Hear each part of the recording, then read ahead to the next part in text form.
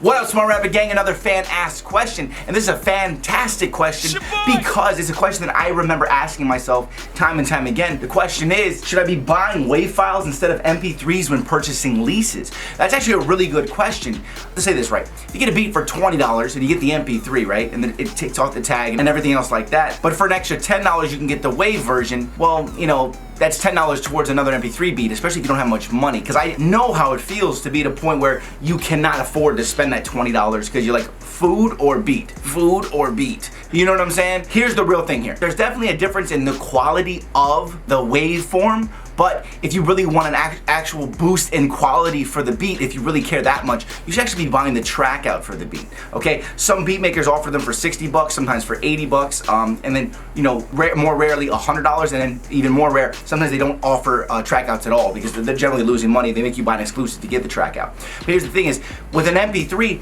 you have more than enough quality. The average listener cannot tell the difference between an MP3 and a WAV. And I was gonna do a side-by-side comparison for you because when I buy the exclusives of the beats, it comes with the WAV, it comes with the MP3, and I can show you side-by-side, but because of the compression and the way that it would come through on YouTube, I don't actually think there would be a difference in the audio quality because I'm exporting the quality of audio through the video, so it's hard to do that, so I'm not even gonna worry about that. Unless the person is like a mix engineer or they're a seasoned music listener and are listening for that difference in quality, it's not gonna make a very big difference at the end of the day, okay? If you want that massive quality increase, buy the freaking track out of the beat so you can actually change the arrangement in the beat, so you can actually, you know, pan things left, pan things right, take out instruments you don't want. That's what's gonna give you the real increase in quality of production overall. The difference between MP3 to WAV is not large enough for you to spend the extra money on it, especially when you're beginning as an artist. But the MP3 is good enough. But again, hey man, that was a really good question, and I'm glad you asked it. Now everybody else knows too, so ask your questions below if you have any. But I'm gonna bring back word of the day. We gotta get this back going here, so you already know what time it is.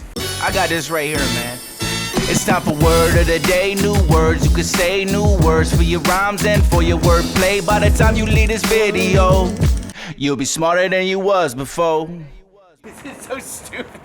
Y'all, finally back. Word of the day time. Today's word of the day is taciturn.